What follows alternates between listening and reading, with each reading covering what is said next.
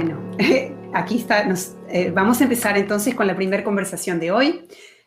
Se acaban de reunir, como pueden ver, Lorgia García Peña, académica, especialista en estudios Latinx y cofundadora de Freedom University, y Glorian Sacha Antonetti, que se reúne desde Puerto Rico. Lorgia está en Cambridge. Glorian es escritora y es fundadora de la revista Étnica en Puerto Rico. Ellas dos fueron editoras y escritoras de la guía antirracista. Vamos a compartir ahora en el chat el link a la guía antirracista, si pueden tenerla. Pero quería primero mostrarles una animación que hicimos especialmente para la Summit. Y luego empezamos la conversación.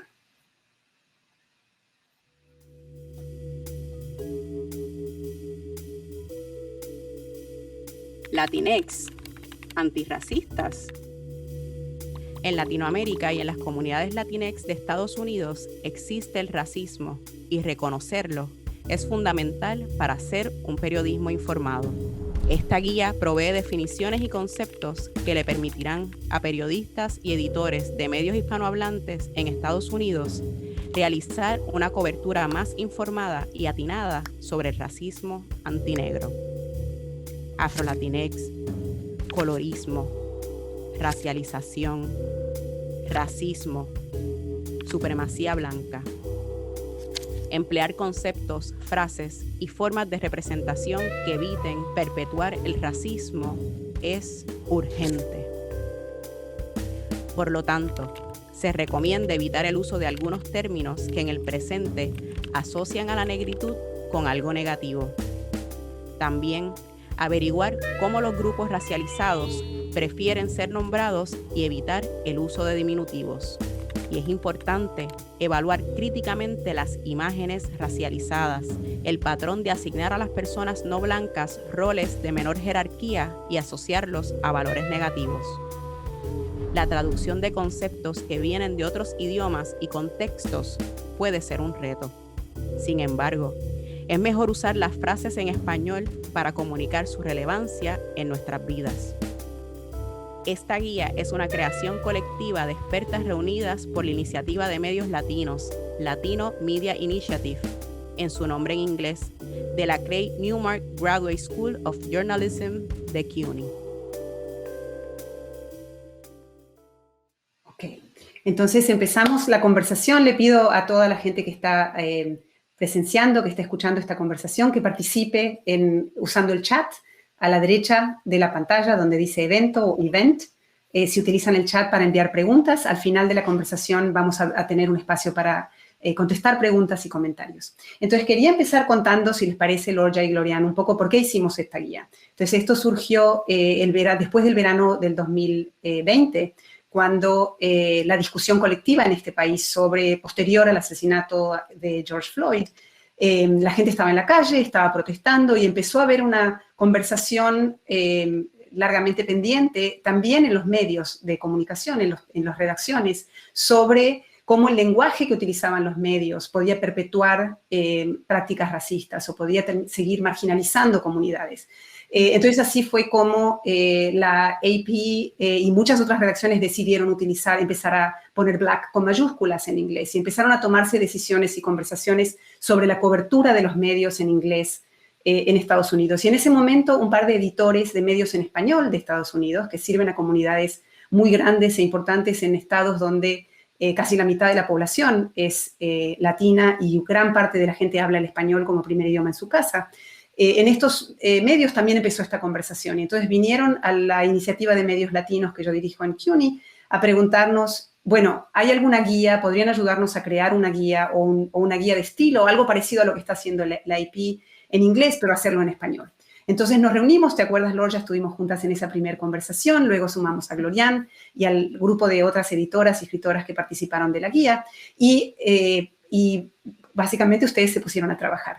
Entonces quería empezar con una pregunta bien general y es que nos cuenten un poco qué piensan sobre la necesidad, la importancia de esta guía en particular y en general por qué es preciso revisar el lenguaje que los medios usan al cubrir al cubrir a comunidades racializadas. Y si quieren dar ejemplos, es decir, esto es para como plantear el tema colectivamente. Lorgia, si quieres comenzar y después pasamos a Glorian.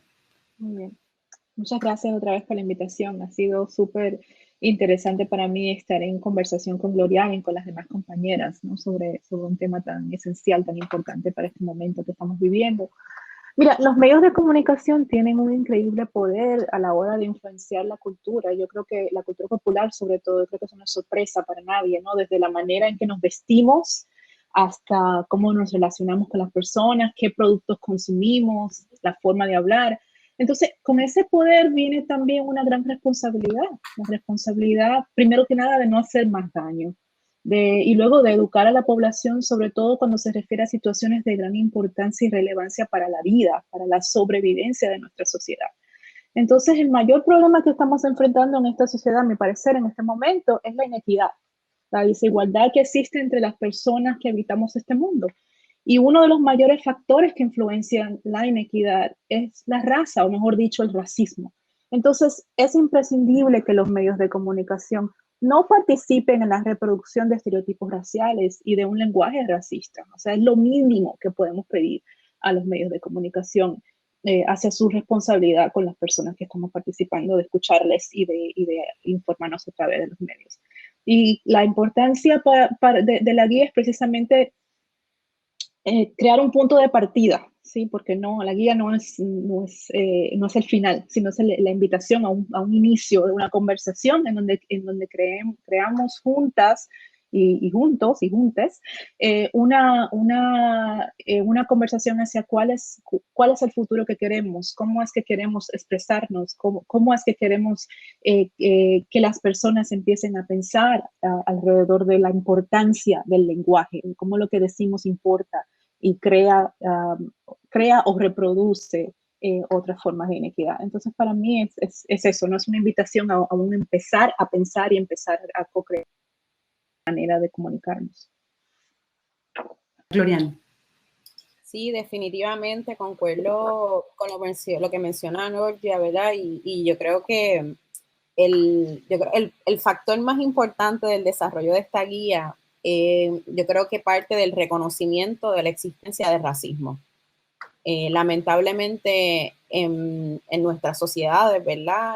Nuestra cultura latinoamericana es algo que siempre ha estado muy, muy presente, esa negación a la existencia del racismo por el mestizaje, ¿verdad? Las dinámicas, incluso coloniales, la historia que se nos ha lamentablemente legado, y los medios de comunicación y el ejercicio del periodismo definitivamente tienen una gran responsabilidad en no perpetuar el racismo desde un sistema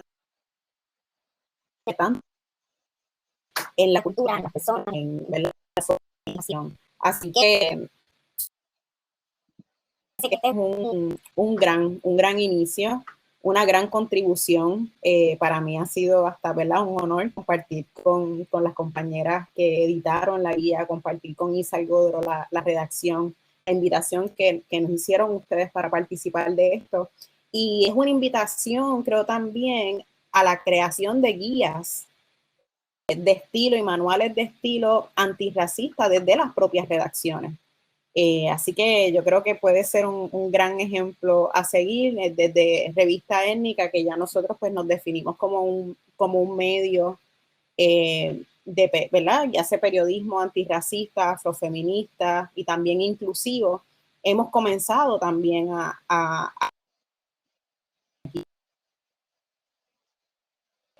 responsablemente vamos a compartirlo con la comunidad, así que hay una invitación a que desde los medios alternos, pero medios que sabemos que cuentan con tanto poder, tanta accesibilidad a las personas, puedan desarrollar también sus propias guías utilizando esto como punto de lanza. Gracias. En la guía tiene, acá acabamos de agregar los enlaces a la guía para que los que están aquí viéndonos la puedan abrir si no la han visto ahora y leerla más tarde. La guía empieza con una serie de definiciones, es decir, no es un manual de estilo en el sentido de, no dice, bueno, use esta palabra en vez de esta palabra. También dice eso en un momento y sugiere traducción, etcétera, pero parte del concepto de que el lenguaje es algo que cambia y que es algo que cambia con la sociedad y que no se trata de aprenderse una palabra y decir, ya está, yo ya no tengo riesgo de decir nada ofensivo o ya entendí, mi problema ya está resuelto, sino que empieza con una larga serie de definiciones, como con un diccionario, porque lo que notamos en esa primera conversación donde Lorja estaba presente fue que en un momento de la conversación con editores quedó claro que había incluso una falta de reflexión sobre los temas más profundos, por ejemplo, sobre el concepto de raza. Y surgió en esa conversación que una persona en la conversación dijo, bueno, porque la raza, que es un concepto biológico o genético, creo que dijo esta persona. Entonces, y eso nosotros lo tomamos como una gran oportunidad, una oportunidad de decir, ok, acá hay una oportunidad de verdad de empezar esta conversación casi desde cero y empezar a explicar, bueno, ese concepto, cómo fue creado. Ese concepto no es algo que surgió en el comienzo de los tiempos, sino que tiene un contexto histórico, tiene una explicación, tiene que ver con una estructura de poder, una estructura colonial, etc. Entonces, quería empezar, Lorja, si quieres empezar a seguir contigo, hablar un poco sobre esa decisión, la decisión que tomamos de que había que explicar el origen, la evolución y el significado del concepto raza y cómo se usa hoy. Entonces, si quieres contarnos sobre eso. Sí, como venías hablando anteriormente de la necesidad de traducir como un proceso que siempre tiene que estar en evolución, ¿no? Porque las palabras cambian. De la misma manera, lo que entendemos como raza también cambia, porque raza es un concepto de construcción social que no tiene ninguna base absolutamente biológica y genética. Es decir, no hay una diferencia entre las personas, hay una sola raza, la raza humana, en términos genéticos y biológicos. Pero raza como concepto es una invención que sale de Europa o digamos de la hegemonía europea cristiana en el siglo XV, que en principio o sea, que ha ido evolucionando y se ha ido cambiando, ¿no? Pero en principio nace cuando cuando se intentó hacer una diferencia entre, digamos, los hispanos cristianos y los musulmanes y los judíos. Y este concepto de diferenciación que es jerárquico, ¿no? La idea de raza es establecer una diferencia jerárquica donde hay una raza suprema, en este caso la raza blanca, y otras razas que han sido, digamos, han existido por debajo en una opresión con la raza blanca. Entonces, cuando llegamos a la colonización y la expansión europea en las Américas a partir de finales del siglo XV, la manera en que esta jerarquía se relaciona con la supuesta idea de raza es que los grupos que no son europeos se imaginan como grupos salvajes que necesitan civilización y cristianismo, ¿no? Entonces, esto lleva a justificar la desposesión de los indígenas, de las tierras indígenas en todas las Américas, la esclavización de los africanos y la servidumbre por contrato de trabajadores asiáticos, tanto chinos como eventualmente de la India, ¿no? Entonces, este concepto de raza, digamos que se marca a través de violencia colonial. Y cuando llegan los procesos de independencia en las naciones americanas, desde el Cono Sur hasta el Caribe en el siglo XIX, la raza comienza a cambiar cómo se imagina raza. Entonces comienza a ser un seudónimo de lo que conocemos como etnia o nación. Empezamos a hablar de la raza mexicana, de la raza dominicana, que se convierte en una borradura de las diferencias raciales. Entonces, justo en el momento en que las personas racializadas están exigiendo su independencia, ¿sí? Y su igualdad, entonces en América Latina borramos raza, ojo, sin borrar el racismo, ¿sí? Entonces se imagina, y bueno, y esto es una súper simplificación porque tenemos que tomar en cuenta que en cada país los procesos son distintos. Lo que pasa en Haití y en República Dominicana no es lo que pasa en México y en Argentina. Entonces estoy simplificando, pero bueno, si digamos que hacemos un botón hacia adelante en el fast forward de nuestra historia, lo que tenemos ahora es que el concepto de raza es un concepto tanto social como es un concepto que tenemos que mirarlo dentro del contexto específico de la sociedad que estamos analizando y el momento en que estamos analizando. Entonces, la invitación a la guía es, por un lado, pensar en cuál es la historia de lo que conocemos como raza y racialización y racismo, y luego cómo a partir de la historia de los distintos procesos que nos han llevado a este momento, utilizamos raza hoy. Y para nosotros que somos Latinx en Estados Unidos, este es un proceso que implica doble colonialidad, ¿sí? La expansión europea en las Américas, pero luego las intervenciones estadounidenses en las Américas y además los procesos migratorios que nos hacen vivir dentro de otra colonialidad interna. Entonces, es un proceso complicado que necesita que siempre tomemos en cuenta tanto la historia, pero también cómo van cambiando y cómo las comunidades utilizan los términos que en algún momento fueron términos utilizados para excluirnos y cómo estamos reclamando términos como negritud para un proceso político, digamos, de reivindicación. Gracias, Gloria.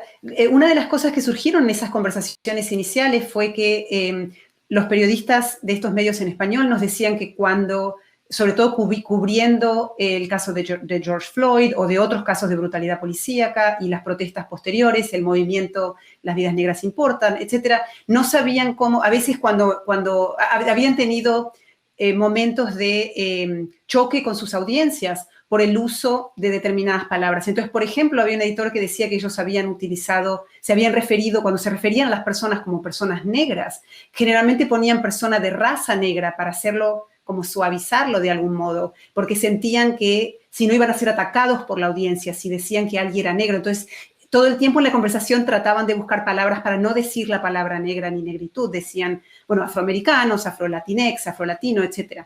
Entonces, Gloria, una de las cosas que hicieron en la guía cuando la escribieron fue justamente dar opciones y explicar cuál es el contexto del uso de estas palabras. Y explicar, en vez de hablar de en qué caso hablamos de comunidades racializadas, ¿por qué racializadas? ¿Por qué? ¿Dónde uno pone la acción, verdad? Cuando define las palabras. Entonces, si querías un poco explicar, asumiendo que la mayor parte de la gente que está aquí no ha tenido tiempo de leer la guía, por cierto, es pública y ya algunas redacciones como Univisión y Telemundo la están usando para entrenar a sus redacciones, lo cual nos ha llenado de satisfacción, porque entonces el impacto creemos que va a ser importante.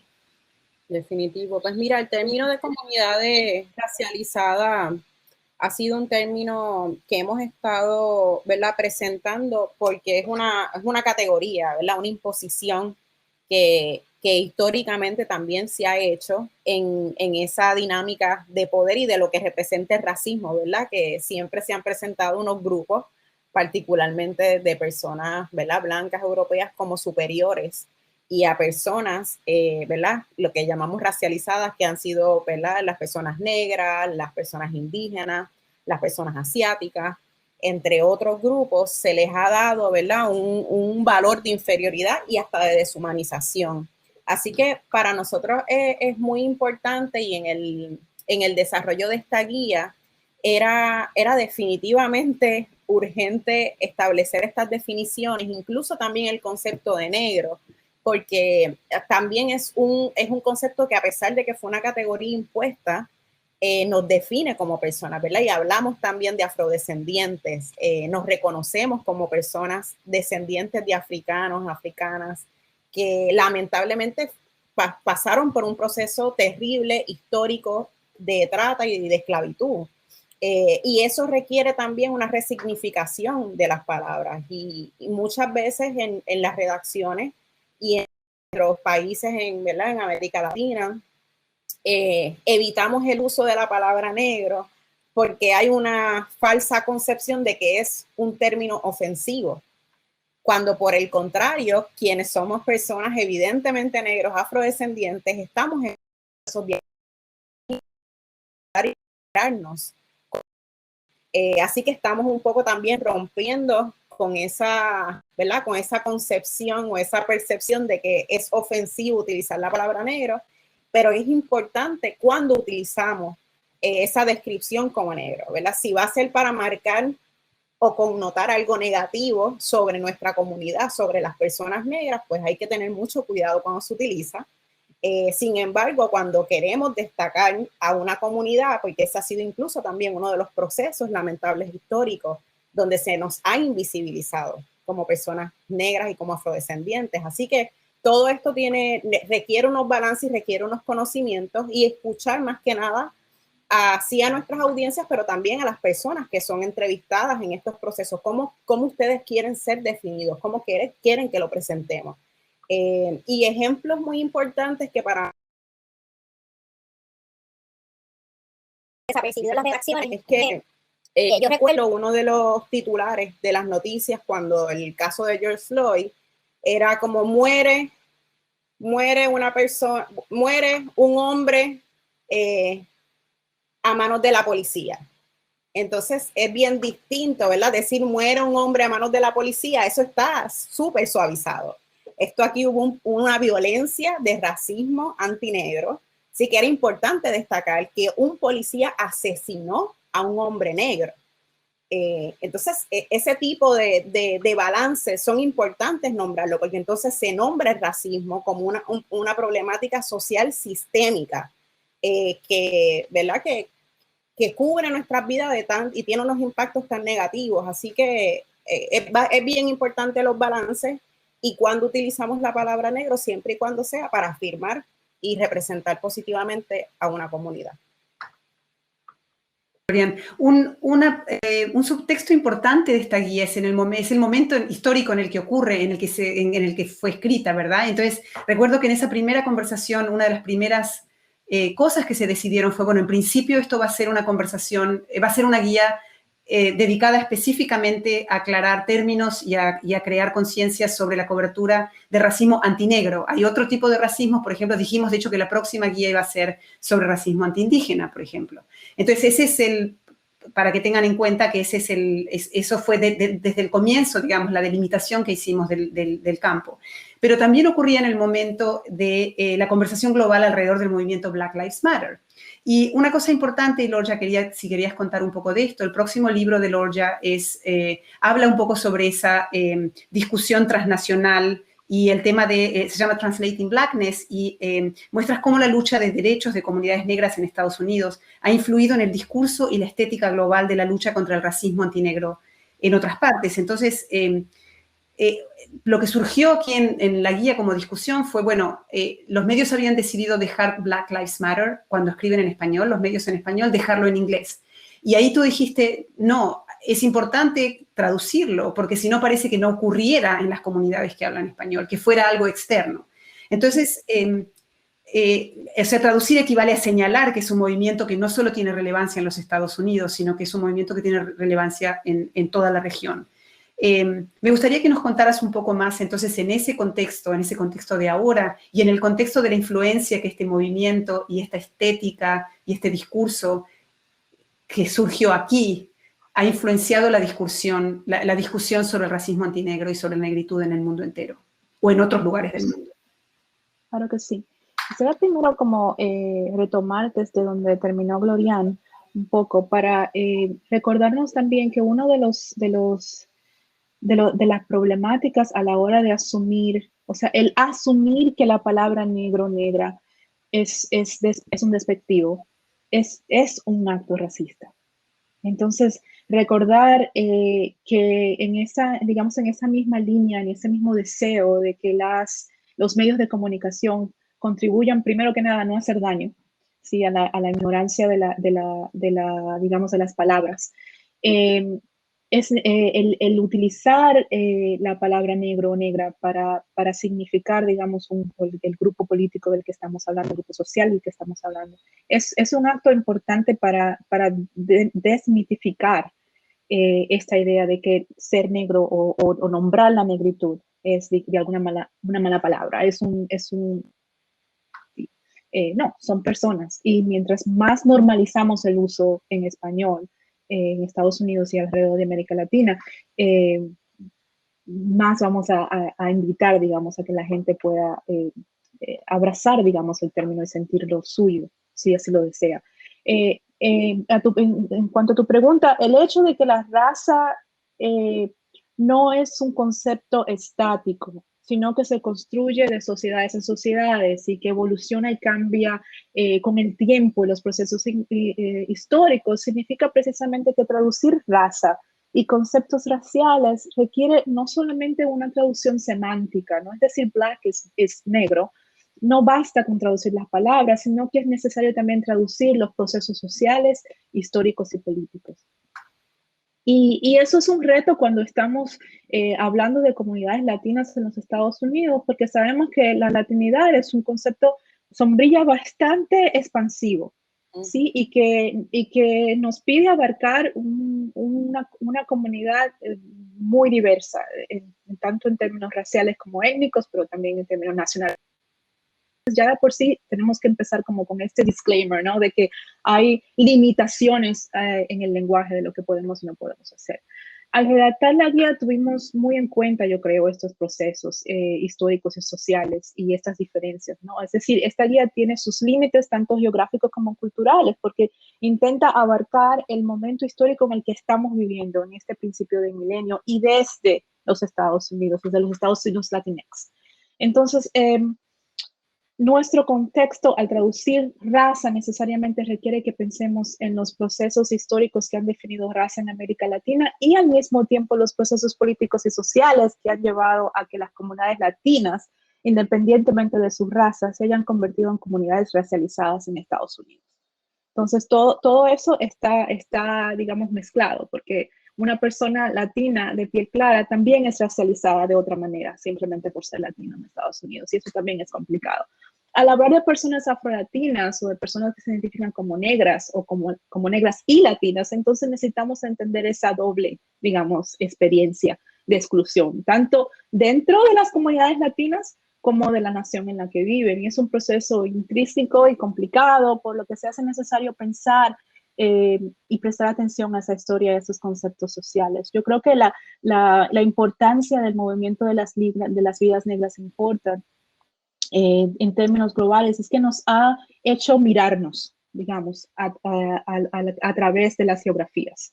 Y nos ha dado un lenguaje, digamos, universal para pensar y para referirnos a las violencias y a las exclusiones que experimentamos como personas negras en este mundo. Entonces, aunque hay diferencias específicas en lo que puede estar pasando en Brasil, con lo que está pasando en Italia, con lo que está pasando en Estados Unidos, hay cosas que nos unen. Y creo que fue importante traducir el término para que la gente pueda entender que esto no es un problema de Estados Unidos, ¿no? Y entonces yo creo que algunos de nosotros, Gloriana, a lo mejor tienen la misma experiencia. Yo cuando hablo de racismo antinegro en República Dominicana, encuentro mucha resistencia, ¿no? Eso viene de allá. Tú estás exportando lo que está pasando en Estados Unidos. Y entiendo la resistencia porque sí, por el otro lado tenemos una problemática que es que al hablar de negritud en América Latina, desde los Estados Unidos, muchas veces llevamos, digamos, el bagaje estadounidense a América Latina. Entonces entiendo la crítica, pero al mismo tiempo se utiliza para resistir entrar en una conversación. Entonces yo creo que la traducción nos permite de alguna manera entrar en esa conversación y mirar cuáles son los lazos que existen, porque es imprescindible que hablemos, digamos, cruzando los diferentes charcos que nos desunen, ¿no? Y creo que ahí es donde el Black Lives Matter Movement ha ayudado, digamos, a expandir la conversación y a no vernos como islas, sino a hablar de diferentes puntos y al mismo tiempo hacerle ver a los Estados Unidos, digamos, que lo que está pasando aquí no es único, sino que esta exclusión y esta violencia la estamos viviendo en otros países y vale la pena que hablemos, digamos, que abramos la conversación más allá de este espacio geográfico. Gloria. Gloriana, una de las cosas que se tocaron en la guía es el tema del diminutivo, del uso de los diminutivos. ¿Quieres contar sobre eso? Sí, mira, el tema de los diminutivos, así como los eufemismos, es una gran problemática que constantemente también se utiliza mucho en ¿verdad? Nuestras comunidades latinas. Y yo creo que una de las cosas que más me gusta retar de los diminutivos y hasta del concepto minorías es que no somos minorías, ¿verdad? Las Naciones Unidas han establecido que somos 200 millones de afrodescendientes en las Américas. y que de esos 200 millones, 150 millones están en el Caribe y en América, ¿verdad? Centroamérica, Caribe y América del Sur. Así que tenemos una gran concentración. Así que todos estos intentos de utilizar diminutivos siempre van a buscar hacernos más pequeños, hacernos sentir, ¿verdad? Restarnos poder, que también es un proceso racista. Así que estamos tratando de romper con esos diminutivos, romper también con los eufemismos. Utilizamos ¿verdad? En Puerto Rico, por ejemplo, se usa mucho el trigueño, trigueña, ¿no? No, tú no eres negra, no, tú no eres negro, tú eres trigueño. En República Dominicana se utiliza mucho, pues el no, ella es morena, el moreno, ¿verdad? Entonces, todas estas cosas continúan perpetuando ese racismo que bien mencionaba Lorgia, de que ¿por qué no decirnos y afirmarnos como personas negras, como afrodescendientes? Así que estamos rompiendo con eso, incluso pues con el concepto también de minoría. Somos ¿verdad? Las aportaciones de las personas negras no solamente en nuestro continente, pero en el mundo entero han sido extraordinarias y eso es precisamente también lo que se nos ha negado, ese sentido de grandeza, de aportación, de resignificar todo eso que nos han arrebatado. Así que los diminutivos hay que evitarlos y los eufemismos también para suavizar, ¿verdad? Y no utilizar conceptos como negro, negra o negre. Un concepto que la guía recomienda no traducir literalmente, o un concepto que recomienda no traducir literalmente, es people of color. Y me gustaría saber por qué esa expresión tiene una historia específica en este país y un contexto que no tiene en América Latina. Entonces, si alguna de las dos quisiera explicar a la audiencia por qué sugerimos, o por qué la guía sugiere, o sugirieron ustedes en realidad, traducir, en el caso de traducir people of color, como grupos racializados o como personas no blancas, pero no como personas de color. Pues mira, para nosotros es muy importante y la recomendación que hacemos de no utilizar personas de color es más que nada para poder abarcar y nombrar que somos grupos o personas racializadas. El término, ¿verdad?, de color tiene una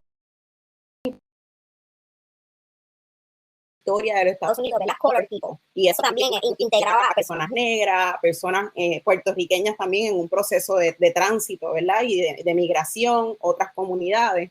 Y también es un término, lo mismo, que al utilizarlo, dejas de nombrar la negritud, ¿verdad? El concepto de negro. Y puede parecer como también, o se puede utilizar como un salvavidas para continuar maquillando la cosa, suavizando los conceptos. Así que, y muchas veces, y particularmente aquí en Puerto Rico, se utiliza mucho el concepto, bueno, es una persona de color, pero ¿de qué color?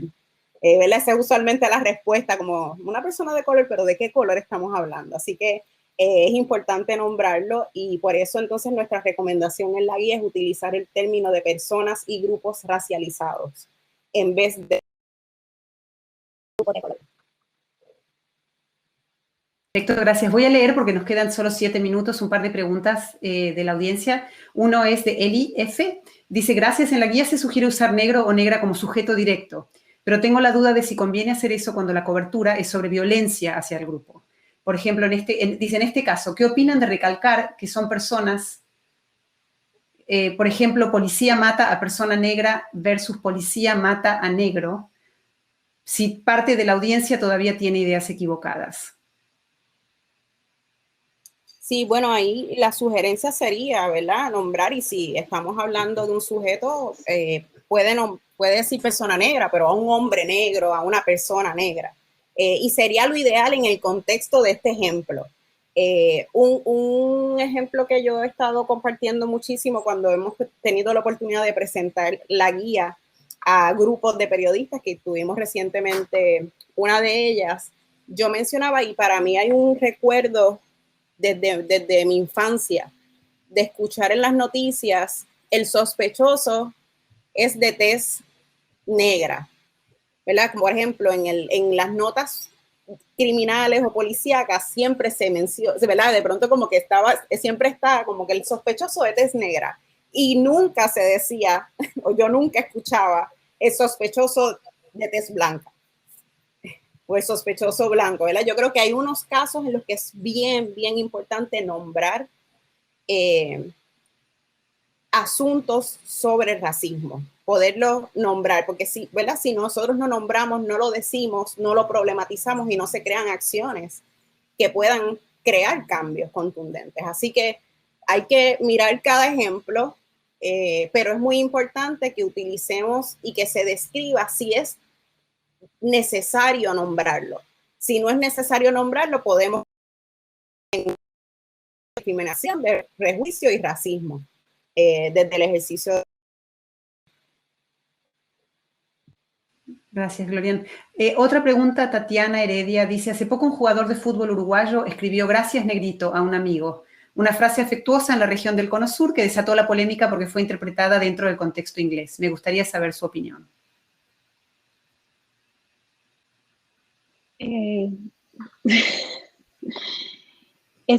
Tuvimos una controversia parecida con la última canción de J-Lo, ¿no? Entonces, yo creo que lo más importante y lo rescatable aquí es que estamos sosteniendo un diálogo público, y creo que eso ya es importante. Los diminutivos, como dijo Glorian antes, pues tienen una gran problemática. Y sobre todo cuando estamos hablando de personas que no se identifican como negras, estar utilizando el diminutivo todavía es más problemático. Entonces yo creo que lo importante aquí es seguir teniendo este diálogo público, escuchar a las personas que se identifican como negras, qué sienten cuando escuchan esto, cómo lo reciben. Porque creo que digamos el deshacer, decir, bueno, esto no es importante porque en mi país se usa como un término de cariño, no creo que no es suficiente para la conversación ahora mismo. O sea, esto lo hemos escuchado en los diálogos de género hace 40, 50 años, ¿no? De términos que supuestamente eran afectivos, pero afectivos ¿para quiénes? Para las mujeres que los recibían, no. Estamos mirando hacia ese otro momento, ¿no? Y creo que es crítico que lo hablemos, que lo discutamos abiertamente y que escuchemos otra vez. Lo más importante aquí es escuchar cómo las personas se están llamando a sí mismas y que tomemos eso bien en serio. Última, porque nos quedan 3 minutos. Yesenia de Moya Correa, mil veces gracias, Glorian y Lorgia, por esta conversación tan rica. En el caso de las redacciones que apelan a informar a audiencias transnacionales, como Diario Libre USA, que publica para dominicanos en la diáspora desde República Dominicana, ¿cuáles recomendaciones tienen ustedes para periodistas que trabajan en sociedades y contextos que son o pueden ser distintos al lugar y al momento en donde se encuentran sus lectores, escuchas, espectadores, usuarios y comunidades? Yo voy a hacer eco. Yo creo que hay un ejercicio de escuchar, de poder conversaciones en las propias redacciones, porque muchas veces evitamos estas conversaciones por parecernos, ¿verdad? Muy, muy incómodas. Y en los contextos donde estamos, particularmente en el Caribe, ¿verdad? Latina, con nuestras comunidades latinas, es evidente que esta conversación se ha evadido por mucho tiempo. Así que yo creo que hay una invitación a conversar, a escuchar a las personas y a los grupos racializados, a las personas negras, indígenas. Y creo que es importante poder lograr unos entendimientos y me atrevería también a mencionar, y creo que es importante ver cómo estamos trabajando lenguajes inclusivos para la comunidad LGBT, las comunidades trans, ¿verdad? Porque sabemos que vivimos un contexto de interseccionalidades. Y es muy importante tener todos estos contextos, particularmente en los tiempos que estamos viviendo, si queremos hacer un ejercicio responsable de... Muchísimas gracias, Glorian. Lorgia, si quieres agregar algo, tienes 1 minuto. Sí, solamente que entiendo perfectamente que en el periodismo la brevedad es sumamente importante, pero creo que tomarse 2 palabras extras para decir lo que en Estados Unidos significa X o lo que en República Dominicana significa Y, hasta que la población, ¿verdad?, se sienta en el caso específico de esta pregunta, ¿no?, donde es un medio que es transnacional. Yo creo que podemos tomarnos una oración extra para poder explicar términos complicados. que de manera que ambos públicos puedan entender.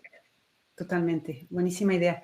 La verdad es que esta es una conversación que da, por supuesto, para 1000 summits en sí misma, pero la idea era realmente lanzar la guía, tirar estas ideas como para despertar la conversación. Invitamos a todos los que están aquí y a todas y a todes a que sigan la conversación en el chat. Hay también ahora la posibilidad, va a haber 10 minutos antes de la próxima conversación, que también es sobre el uso del lenguaje en el periodismo, en otro contexto. Vienen Masha Gessen y Francis Negrón Montaner, que por cierto también fue editora de la guía.